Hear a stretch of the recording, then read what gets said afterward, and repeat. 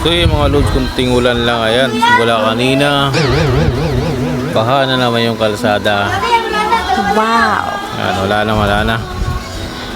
Puro tubig na eh.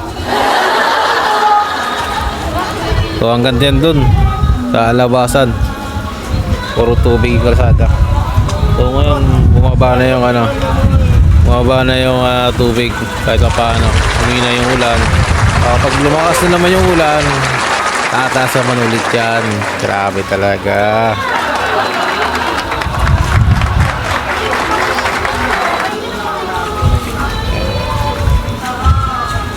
So, kung mababa yung motor mo, yan, abot talaga yung makina.